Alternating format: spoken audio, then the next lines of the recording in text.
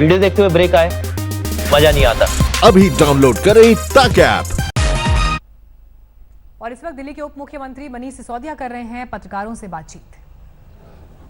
मैंने कहा घबराने की बात नहीं है, वो इसलिए क्योंकि पेशेंट्स बढ़ रहे हैं, पूरे देश में बढ़ रहे हैं, पूरी दुनिया में भी बढ़े हैं। लेकिन दिल्ली में अच्छी चीज ये है कि पेशेंट्स ठीक भी हो रहे हैं। ठीक होने का रेट करीब करीब 50% है, 50% के करीब ठीक भी होते जा रहे हैं। और जो लोग पेशेंट बने हैं, जो लोग कोरोना से ग्रसित हुए हैं, उसमें भी देश में भी ये देखने को मिल रहा है, दुनिया भर में भी देखने को मिला है, और दिल्ली भी इसका उदाहरण बनती जा रही है कि 80 से 90% लोग होम क्वारंटाइन में रह के ठीक हो जा रहे हैं, रिकवर कर जा रहे हैं। हॉस्पिटल आने की जरूरत नहीं है। बहुत सारे लोग अगर कोरोना टेस्ट में पॉजिटिव पाए जाते हैं तो उनकी फैमिली में, उनके आस पड़ोस में पैनिक हो जाता है कि अब तो इनको हॉस्पिटल जाना पड़ेगा, हॉस्पिटल में भर्ती करा देना चाहिए। बिल्कुल पैनिक में ना आए। अगर कोई छोटा मोटा खांसी बुखार भी है या बिल्कुल कोई सिम्टम नहीं है, आपको हॉस्पिटल आने की कतई जरूरत नहीं है। डॉक्टर्स की भी ये एडवाइस है, भारत सरकार की गाइडलाइंस भी यही है, आपको बिल्कुल हॉस्पिटल आने की जरूरत नहीं है। आप एकदम अपने घर में एक कमरे, अगर कमरा अलग से है तो कमरा कर लीजिए, उस कमरे में रह लीजिए आइसोलेशन में। कमरा नहीं भी है तो अलग एक एक्सक्लूसिव कमरा नहीं भी अरेंज हो पा रहा है तो एक्सक्लूसिव बेड पे अपने रहिए।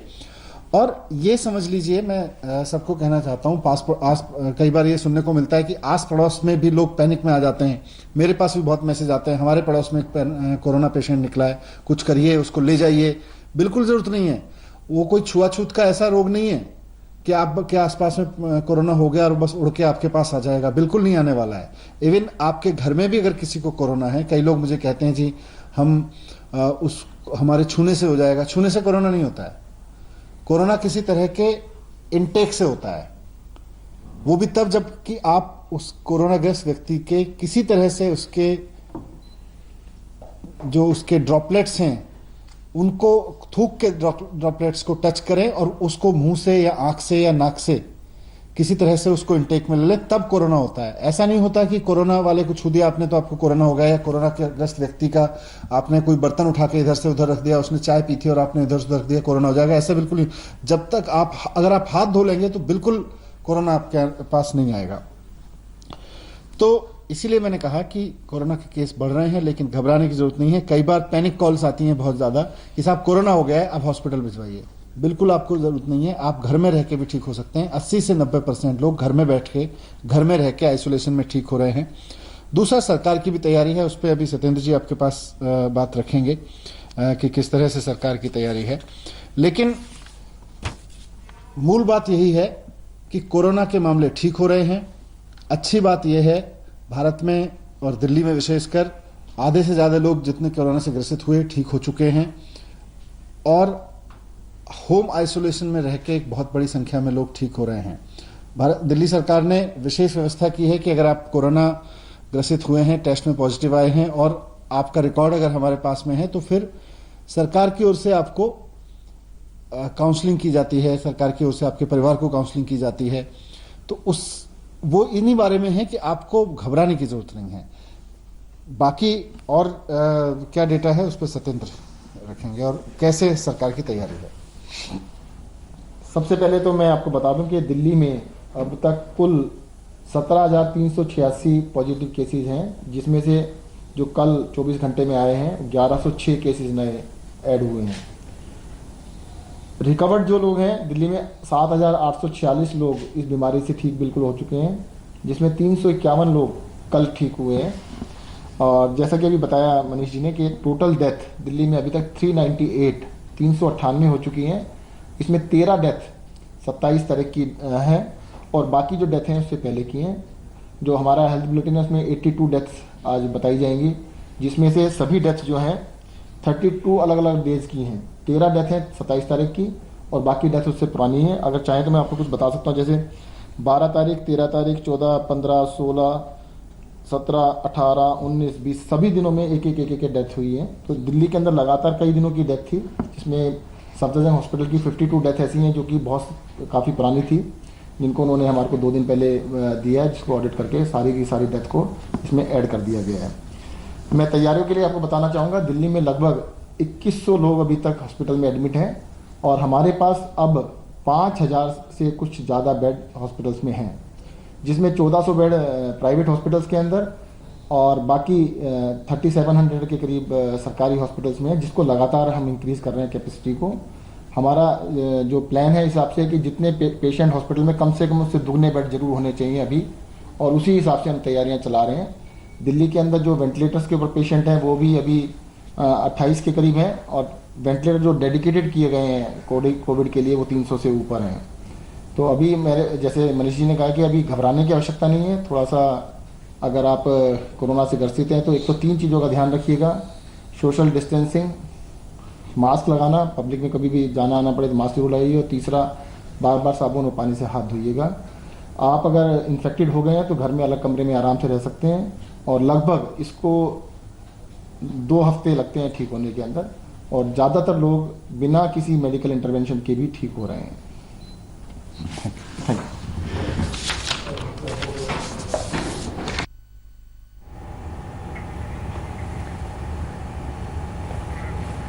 दिल्ली के स्वास्थ्य मंत्री सत्येंद्र जैन को सुन रहे थे आप। उसके पहले उप मुख्यमंत्री मनीष सिसोदिया बात कर रहे थे। वो कोरोना से जुड़ी तमाम भ्रांतियों को दूर कर रहे थे। उनका कहना था कि अगर कोई कोरोना पॉजिटिव पाया जाता है तो उससे दूरी बनाई जाए, लेकिन कहीं ना कहीं जो पैनिक बटन हो रहा है पूरे दिल्ली भर में, उन्हें कॉल्स आती हैं कि इस पेशेंट को यहाँ से ले जाया जाए और अस्पताल में भर्ती कराया जाए। इन तमाम चीज़ों से बचना चाहिए। दिल्ली में करीब इस वक्त 2100 लोग अस्पताल में भर्ती हैं, लेकिन घर रहकर भी कोरोना ठीक हो सकता है। ये यहाँ पर सिसोदिया साफ करते हुए उनका कहना था कि अगर घर में या फिर आसपास के पड़ोस के इलाके में कोई संक्रमित व्यक्ति है तो उससे एक तरीके से सोशल डिस्टेंस बनाएं, बार बार साबुन और पानी से हाथ धोएं, और साथ ही मास्क पहनना ना भूलें। ये 3 बातें अगर आप ध्यान में रख लें तो आप संक्रमण से बच सकते हैं। प्रधानमंत्री नरेंद्र मोदी और गृह मंत्री अमित शाह के बीच पीएम आवास पर बैठक चल रही है। बैठक में लॉकडाउन 4 के बाद रणनीति को लेकर मंथन किया जा रहा है। कल ही गृह मंत्री शाह ने सभी राज्यों के मुख्यमंत्रियों से बातचीत की थी। उसके बाद आज पीएम मोदी और शाह के बीच बैठक हो रही है। लगभग 1 घंटे का समय बीत चुका है। ये बैठक शुरू हो चुकी है। लॉकडाउन पार्ट 5 का स्वरूप कैसा होगा, इसको लेकर लगातार मंथन किया जा रहा है। राज्यों से इसको लेकर बातचीत भी की जा रही है। मुख्यमंत्रियों से पहले ही बातचीत की जा चुकी है कि राज्यवार स्थिति के हिसाब से लॉकडाउन में ढील दी जाए या फिर लॉकडाउन में सख्ती बरती जाए। इसके अलावा जो जोन्स हैं उसके हिसाब से भी ढील पर विचार विमर्श किया जाए। हिमांशु मिश्रा हमारे संवाददाता से तमाम जानकारी के साथ हमारे साथ जुड़ गए हैं। हिमांशु, लॉकडाउन 5 को लेकर चर्चा इस अहम बैठक में हो रही है, क्या कुछ निकल कर आ सकता है? क्योंकि माना जा रहा है अगले 2 दिन में प्रधानमंत्री खुद सामने आएंगे और लॉकडाउन पार्ट 5 का स्वरूप बताएंगे, या फिर राज्यवार सीएम्स इस बात की घोषणा करेंगे? देखिए, बिल्कुल ये मान के चला जा सकता है ये जो बैठक है इंपॉर्टेंट है, क्योंकि लॉकडाउन 5 को लेकर ये चर्चा हो रही है। इससे पहले कल जो है कैबिनेट सचिव ने सभी राज्यों के जो है सचिवों के साथ बातचीत की थी, और उसके अंदर 11 शहरों के म्युनिसिपल कॉर्पोरेशन के कमिश्नर भी शामिल थे। और साथ साथ सबसे बड़ी बात यह है कि कल क्योंकि लॉकडाउन की समय सीमा 31 मई तक है और अब उसको बढ़ाया कितना जाए, इसको लेकर सभी राज्यों के मुख्यमंत्रियों से कल गृह मंत्री अमित शाह ने भी बातचीत की थी, और उसके बाद आज प्रधानमंत्री नरेंद्र मोदी के साथ बातचीत करके वो फैसला लेंगे। क्योंकि जिन 11 शहरों के सबसे एमसीडी के कमिश्नर्स के साथ बातचीत हुई थी, उनमें से 70% जो है कोविड इन्फेक्शन के केसेस निकल कर आ रहे हैं प्रतिदिन। उनको लेकर सरकार की चिंता है, उनको कैसे रोका जाए वहीं तक, और कैसे जो है उनको रेड जोन के अंदर भी जो है एक्टिविटीज ना दी जाए। कंटेनमेंट और हॉटस्पॉट जो है उसमें लोगों को बंद रखा जाए, जिससे कि ये संक्रमण ज्यादा ना फैले। इन 11 शहरों को लेकर फोकस रहेगा। अब देखना यह है कि 31 मई के बाद क्या गाइडलाइन आती है, उसको लेकर आज गृह मंत्री ने प्रधानमंत्री नरेंद्र मोदी को ब्रीफ भी किया है। और ये माना जा रहा है कि जब प्रधानमंत्री नरेंद्र मोदी 31 मई को जो है मन की बात करेंगे, उसमें लॉकडाउन 5 को लेकर चर्चा कर सकते हैं और देश को संबोधित करते हुए बताएंगे कि अब आपको किस तरीके से जो है लॉकडाउन 5 के अंदर आगे बढ़ना होगा। क्योंकि गाइडलाइन तो है जो गृह मंत्रालय की तरफ से जारी की जाएगी, लेकिन इतना जरूर है कि प्रधानमंत्री नरेंद्र मोदी देश को संबोधित करते हुए जो है कोविड-19 के लॉकडाउन को लेकर भी बात सामने रखेंगे देश की जनता के साथ। जी, बहुत बहुत शुक्रिया हिमांशु इस तमाम जानकारी के लिए आपका। अब बात करेंगे चीन की, क्योंकि चीन के साथ बॉर्डर पर तनातनी के बीच कांग्रेस नेता राहुल गांधी ने मोदी सरकार से सवाल किया है। राहुल का ये कहना है कि सरकार भारत चीन सरहद के हालात पर चुप है, इससे अटकलों का बाजार गर्म हो रहा है। सरकार को स्थिति स्पष्ट करनी चाहिए और संकट के इस दौर में अनिश्चितता ठीक नहीं है। ऐसे में सरकार को बताना चाहिए कि हालात असल में क्या है, बॉर्डर पर क्या हो रहा है, एलएसी पर क्या कार्रवाई भारत की ओर से की जा रही है। तमाम बातें आज राहुल गांधी ने कही हैं। चीनी बॉर्डर के हालात पर राहुल गांधी के सरकार से सवाल है। उन्होंने कहा है कि चीन के साथ विवाद पर सरकार अपना रुख साफ करे।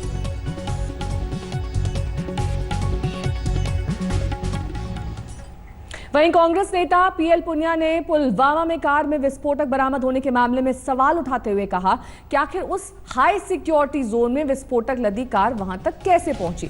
पुनिया ने कहा कि बीते साल पुलवामा अटैक के बाद भी यही सवाल उठे थे।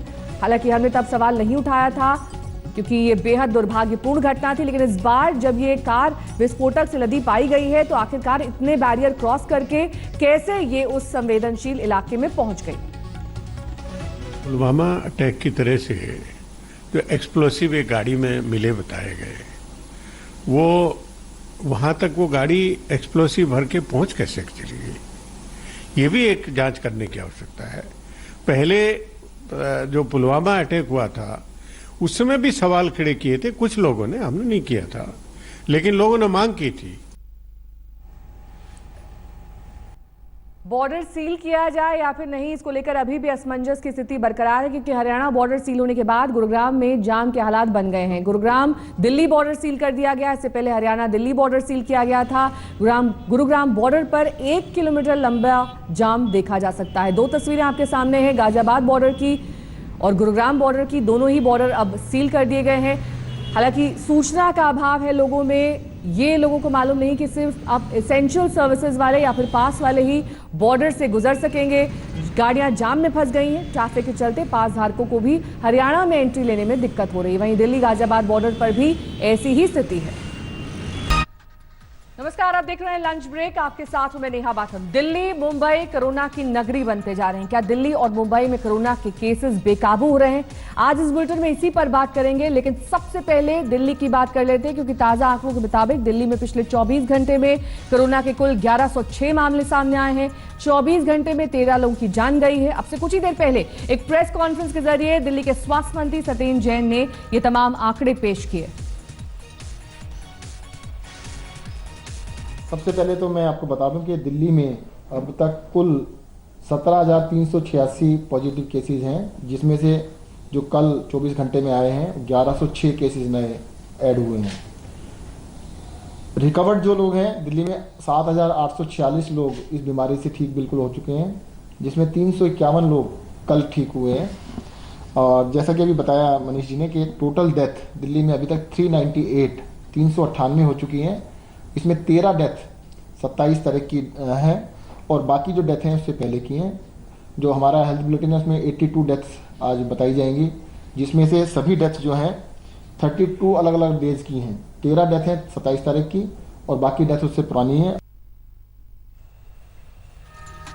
तो 24 घंटे में जो ताज़ा आंकड़े हैं वो यहाँ पर पेश किए सतेंद्र जैन ने। उन्होंने कहा कि बेड की जो व्यवस्था है दिल्ली के अलग अलग अस्पतालों में, उसके आंकड़े भी उन्होंने सामने लाए और साथ ही 24 मई से लेकर 28 मई तक जो आंकड़े हैं वो हम आपको दिखा रहे हैं। साथ ही दिल्ली में किस तरीके से लगातार मामले बढ़ते जा रहे हैं, इस पर भी यहाँ पर प्रेस कॉन्फ्रेंस में बात रखी गई। मनीष सिसोदिया ने इस पूरे मामले पर क्या कुछ कहा, सुनिए।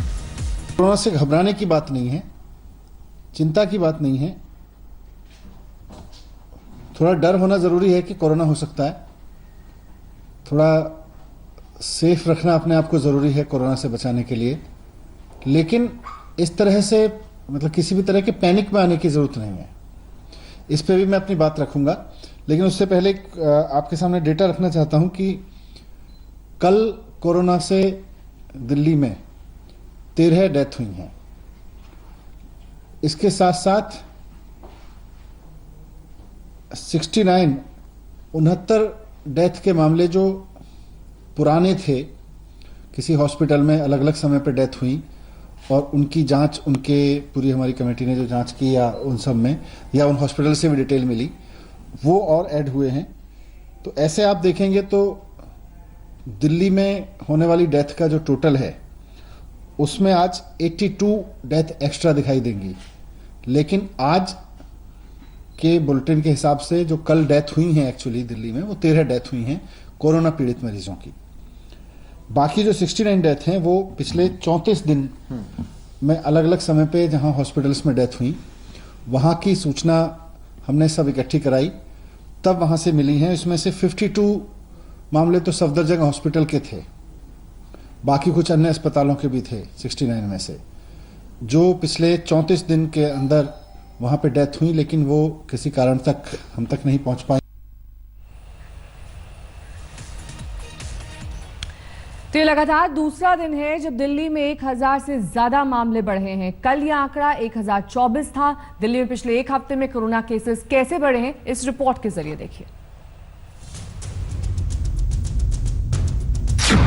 दिल्ली में कोरोना का विस्फोट। दिल्ली में एक दिन में 1000 केस।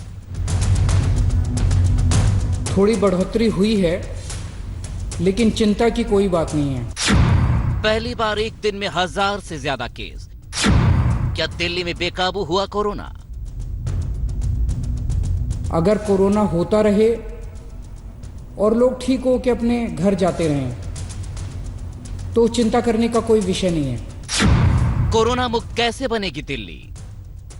मामूली तौर पर ही सही, पिछले कुछ दिनों में दिल्ली सामान्य होने की कोशिश कर रही थी। मंडियों में काम शुरू हो गया था, सड़कों पर रफ्तार भी दिखने लगी थी। लेकिन कल शाम कोरोना केस का जब आंकड़ा आया तो उसने दिल्ली को घनघोर चिंता में डाल दिया। दिल्ली में एक दिन में 1024 यानी 1024 कोरोना केस दर्ज हुए। दिल्ली में कोरोना के कुल मामले बढ़कर 16,281 हो गए। 7,495 लोग ठीक हो चुके हैं। 316 की मौत हो चुकी है। एक्टिव मरीज 8,470 हैं, जबकि कंटेनमेंट जोन की संख्या 100 है। यह आंकड़ा ऐसे वक्त में आया है जब कुछ रोज पहले ही दिल्ली के सीएम सब कुछ ठीक होने का दावा कर रहे थे। 17 तारीख को लॉकडाउन में काफी ढील दी गई थी। एक हफ्ता हो गया।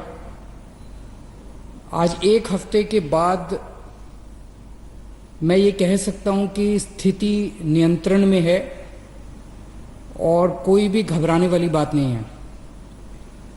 जब लॉकडाउन में ढील दी गई थी, हमें ये उम्मीद थी कि थोड़े से केसेस में बढ़ोतरी होगी। लॉकडाउन में ढील देने के बाद थोड़ी बढ़ोतरी हुई है, लेकिन चिंता की कोई बात नहीं है।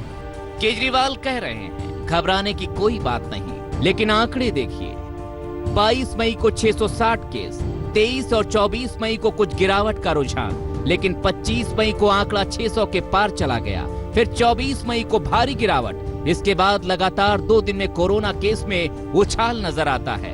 राजधानी दिल्ली में पिछले 7 दिनों में 4,622 कोरोना के नए केसेस दर्ज हुए हैं। इसका मतलब है प्रतिदिन 650 के आसपास नए केसेस उभर के आ रहे हैं। अगर मौतों की बात करें तो पिछले सप्ताह 122 लोग अपनी जान कोरोना की वजह से गंवा चुके हैं। काफ़ी अगर बात की जाए दिल्ली की तो ऐसा माना जाता है कि दिल्ली ने मौतों पर काफ़ी हद तक काबू पा लिया है। और यही कारण है कि केजरीवाल का कहना है कि दिल्ली में लोगों को अगर कोरोना होता है तो बहुत बड़ी मात्रा में लोग ठीक हो रहे हैं, जिसकी वजह से कोरोना से दिल्ली वासियों को घबराने की ज़रूरत नहीं है। अगर कोरोना होता रहे और लोग ठीक हो के अपने घर जाते रहें तो चिंता करने का कोई विषय नहीं है। एक महामारी के महासंकट के बीच लोगों का बीमार होना और ठीक होना राहत की बात तो हो सकती है, लेकिन यह एक चिंता की बात भी है। दिल्ली को कंटेनमेंट जोन से छुटकारा नहीं मिल रहा। अभी भी दिल्ली में 100 कंटेनमेंट जोन बने हुए हैं। इस वक्त हम दिल्ली के मौजपुर की शिव मंदिर इलाके की गली नंबर 5 में हैं। यहाँ पर इस गली में एक ही घर से 17 लोगों को, एक ही परिवार के 17 लोगों को क्वारंटाइन किया गया है और उनमें से कई लोगों को कोरोना पॉजिटिव भी पाया गया, जिनका इलाज अभी भी अस्पताल में चल रहा है। एक ही परिवार के इतने लोगों के क्वारंटाइन होने के बाद आप देख सकते हैं कि दिल्ली पुलिस ने बाकायदा बैरिकेड लगा करके इस पूरे इलाके को सील कर दिया है। इस वक्त हमारे साथ इलाके के कुछ लोग हैं, ये बताइए क्या यहाँ पर इस वक्त स्थिति है, लोगों के क्या अभी तो इस तरह है, सब लोग जो है हॉस्पिटलाइज हो गए थे, अब वो धीरे धीरे करके ठीक हो रहे हैं और एक ही परिवार में 17 लोगों के हुआ और गवर्नमेंट अपना काम कर रही है, ठीक है। अभी लॉकडाउन 4 खत्म होने में सिर्फ 2 दिन बचे हैं और कोरोना केस पे 1000 से भी ज्यादा की उछाल क्या संकेत दे रहा है? क्या अब इसी में जीना सीखना होगा? हमें अपनी तैयारी इस तरह से करनी चाहिए कि कोविड के साथ अब जीना सीखना पड़ेगा अपने को। कोरोना जाने वाला नहीं है, कोरोना रहने वाला है, कोरोना फैलेगा। आज जितने ग्रीन डिस्ट्रिक्ट्स दिखाई दे रहे हैं ना आपको, ये ग्रीन डिस्ट्रिक्ट्स भी धीरे धीरे रेड हो जाएंगे। वो कहते हैं एक डिस्ट्रिक्ट में अगर 10 केस आ जाएं, 15 केस आ जाएं तो उसको रेड कर देते हैं, तो ये भी रेड होंगे। कोरोना के साथ जीना सीखना पड़ेगा। यकीनन ये कहना आसान है, इसका सामना करना उतना ही मुश्किल। आज तक ब्यूरो। दिल्ली में कोरोना केसेस की तादाद लगातार बढ़ रही है, तो इससे सटे राज्य अपने इलाके में कोरोना केसेस बढ़ने की तोहमत दिल्ली पर मढ़ रहे हैं। यूपी और हरियाणा ने दिल्ली से सटी अपनी सीमाएं सील कर दी हैं, जिससे बॉर्डर इलाकों में जाम की स्थिति पैदा हो गई।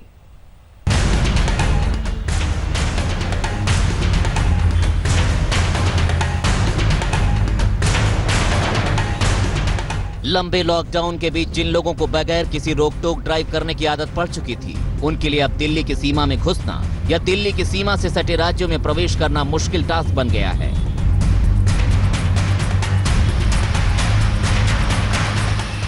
दो तस्वीरें देखिए, दिल्ली यूपी बॉर्डर और दिल्ली हरियाणा बॉर्डर। दिल्ली में बढ़ते कोरोना केस की वजह से दोनों राज्यों ने दिल्ली की सीमा बंद की, तो रोजाना कामकाज के लिए एक राज्य से दूसरे राज्य आने जाने वाले लोगों में मुश्किल पैदा हो गई। पब्लिक से रिक्वेस्ट करना चाहूंगा कि जब भी आप सड़क पे ड्राइव कर रहे हैं और जहां लेन मार्किंग है, कृपया अपनी गाड़ी लेन के अंदर रखें, लेन में रखें। लेन मार्किंग लाइन है जो उसके ऊपर गाड़ी ना चलाए, और एक लेन से जब दूसरे लेन में चेंज करते हैं तो कुछ बातों पर जरूर ध्यान दें। इसको इंश्योर कर लें कि वो एरिया में लेन चेंज अलाउ है कि नहीं, ताकि वो लेन मार्किंग से पता पड़ता है। दूसरा, जब लेन चेंज कर रहा है तो हमेशा चेक करें अपने मिरर से कि पीछे से कोई गाड़ी उस लेन पर आ तो नहीं रही है। दिल्ली गाजियाबाद बॉर्डर की इस तस्वीर को देखिए। सुबह सुबह काफी देर तक 1 किलोमीटर से भी लंबा जाम लगा रहा। दरअसल बॉर्डर पुलिस एक एक शख्स की आईडी कार्ड और पास चेक कर रही थी, जिससे ट्रैफिक जाम लग गया। उत्तर प्रदेश सरकार लगातार कोरोना को लेकर के काफी सख्त है और यही वजह है कि उसने पहले ही सीमाओं को सील कर दिया था। 2 दिन पहले ही गाजियाबाद और नोएडा के बॉर्डर को सील किया गया था, ताकि अगर कहा जाए तो एसेंशियल सर्विस से जुड़े हुए लोग जो है वो जा सकते हैं। पुलिस आप देख सकते हैं किस तरीके से मुस्तैदी के साथ यहाँ पर एक एक गाड़ी को यहाँ पर चेक करने के बाद ही उत्तर प्रदेश के अंदर जाने की इजाजत जो है वो दे रही है। और यही वजह है जिसके चलते तकरीबन 1 से 1.5 किलोमीटर लंबा जाम जो है वो यहाँ पर लगा हुआ है। 2 दिन से इसी तरीके की स्थिति जो है वो यहाँ पर बनी हुई है। अब दिल्ली बदरपुर बॉर्डर का हाल देखिए। पुलिस के साथ पैरामिलिट्री फोर्स की तैनाती है, गाड़ियां रेंक रही हैं। कई लोगों ने शिकायत की कि उन्हें पुलिस बेवजह रोक रही है।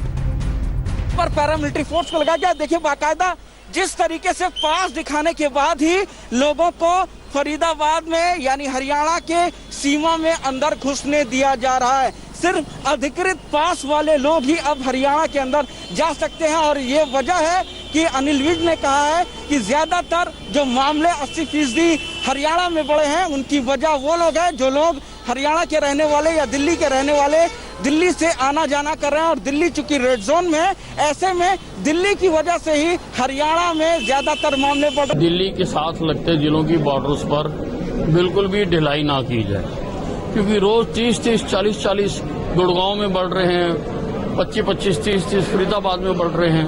हमारे जितने कोरोना के केस हैं 80% उन जिलों से हैं जो जिले दिल्ली के साथ सटे हुए हैं। तो इसलिए दिल्ली के साथ हम अपनी बॉर्डर पूरी तरह से सील करके रखेंगे। दिल्ली हरियाणा के एक दूसरे एंट्री पॉइंट दिल्ली गुरुग्राम सीमा पर भी गाड़ियों की लंबी कतार नजर आई। लोग एक शहर से दूसरे शहर में जाने को जूझते नजर आए। मैम पास है मेरे पास, अगर कोई जी मैम जरूरी सेवा से ही जुड़े तभी तो मैं बैंक की गाड़ी चलाता हूँ, एटीएम वाली। अब मैम बैंक के एटीएम में पैसे नहीं डलेंगे, काम नहीं करेंगे हम, तो मैम कैसे काम चलेगा? मैं यहाँ पे खड़ा हूँ, बोल रहा हूँ कि पैदल लैपटॉप लेने जाने दो, लैपटॉप लाने के लिए मेरा ऑफिस ये बगल में है, लैपटॉप लेके जाना था, मैं लैपटॉप वहीं छोड़ आया हूँ। बिना लैपटॉप का काम कैसे करूंगा? अकाउंट्स का टैक्सेशन में हूँ मैं, ये लैपटॉप लेने के लिए अंदर भी पैदल में नहीं जाने दे रहा है, पास है हमारे पास। देखिए, जहाँ तक नजर जा रही है वहाँ तक सिर्फ और सिर्फ वाहन ही नजर आ रहे हैं, और ये तस्वीरों में जो आप लोग देख रहे हैं वो लोग हैं जिनके अंदर खासा आक्रोश फिलहाल बना हुआ है, जो लगातार ये कह रहे हैं कि पास होते हुए भी हमको मूवमेंट नहीं दिया जा रहा है, हमको यहाँ से नहीं निकलने दिया जा रहा है। हम बताना चाहेंगे कि सिर्फ और सिर्फ जरूरी सेवाओं से जुड़े हुए लोगों को ही जाने दिया जा रहा है, वो भी वैलिड आईडी कार्ड के साथ साथ। लेकिन देखिए, ये सब लोग यहाँ पर लगातार दरख्वास्त कर रहे हैं कि इनको यहाँ जाने दिया जाए। दिल्ली अपने पड़ोसी इलाकों के लिए लाइन हुआ करती थी, लेकिन कोरोना की वजह से साफ दिख रहा है सबने दिल्ली से दूरी बना ली है। सुशांत मेहरा और प्रशस्ति शांडिल्य के साथ पुनीत शर्मा, दिल्ली आज तक। बात अब मुंबई की करेंगे। मुंबई में कल 1400 से ज्यादा कोरोना मामले सामने आए। यहां कोरोना के कुल केसेस की संख्या 35,000 के पार पहुंच गई।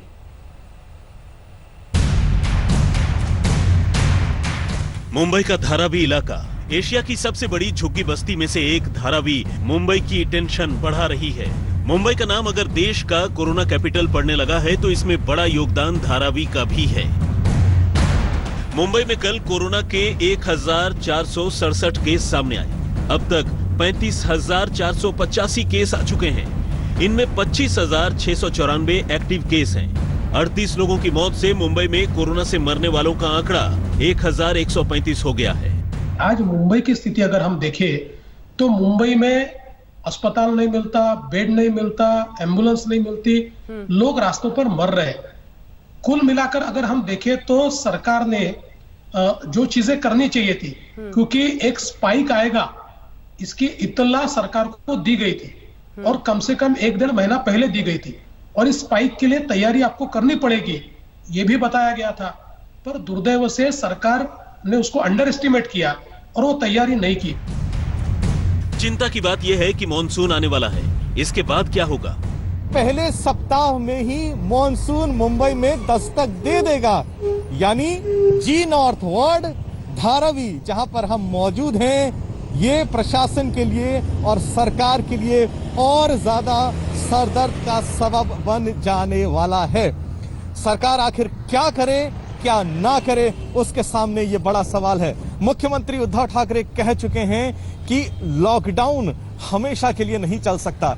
साथ ही साथ ये भी कहा है कि एकदम से लॉकडाउन को नहीं हटाया जा सकता, यानी सरकार असमंजस की स्थिति में है, करे तो क्या करे। पूरा देश इस समय बड़े संकट से गुजर रहा है और उसमें भी महाराष्ट्र सबसे ऊपर है। पूरे देश के लगभग 1/3 कोरोना वायरस के केस इसी राज्य से आ चुके हैं। लॉकडाउन और तमाम कड़े नियमों के बावजूद यह खतरनाक वायरस पूरी तरह से महाराष्ट्र को अपनी गिरफ्त में ले चुका है। बीते 24 घंटे में महाराष्ट्र में कोरोना के 2,598 नए केस आए हैं, जबकि इसी 24 घंटे में कोरोना ने 85 लोगों की जिंदगी छीन ली है। महाराष्ट्र में अब तक कुल केस 59,546 हो गए हैं, जबकि 1,982 लोगों की अब तक कोरोना से जान जा चुकी है। बात अगर महाराष्ट्र की राजधानी मुंबई की करें तो यहाँ हालात पूरे राज्य में सबसे चिंताजनक हैं। कोरोना के खिलाफ जंग में फ्रंट फुट पर काम कर रहे न सिर्फ मुंबई पुलिस के जवान, बल्कि अपनी जान पर खेलकर लोगों को बचाने वाले फायर ब्रिगेड के कर्मचारियों और अधिकारियों पर भी कोरोना का कहर टूट रहा है। पुलिस के बाद अब फायर ब्रिगेड के 41 जवान इस वायरस की चपेट में आ चुके हैं। इसमें से 22 फायर ब्रिगेड के अधिकारी और जवान इस समय अस्पताल में भर्ती हैं। इन 22 में से 4 की हालत गंभीर है और इन्हें आईसीयू में एडमिट किया गया है, जबकि 14 अधिकारी और जवान पॉजिटिव आने के बाद से ही होम क्वारंटीन हैं। अभी तक 3 कर्मचारी डिस्चार्ज हो चुके हैं, जबकि कोरोना 2 की जान ले चुका है। अब मुंबई के सामने सबसे बड़ी चुनौती आम आदमी के साथ साथ कोरोना वॉरियर्स की भी देखभाल करने और कोरोना को आगे फैलने से रोकने की है। सौरभ वक्तानिया के साथ पंकज उपाध्याय, मुंबई आज तक। नमस्कार, मैं हूं अंजना ओम कश्यप। हमें उम्मीद है ये वीडियो आपको पसंद आया होगा। लेटेस्ट खबरों के लिए यूं ही देखते रहिए आज तक, और इस वीडियो के पसंद आने पर लाइक, शेयर एंड सब्सक्राइब करना ना भूलें।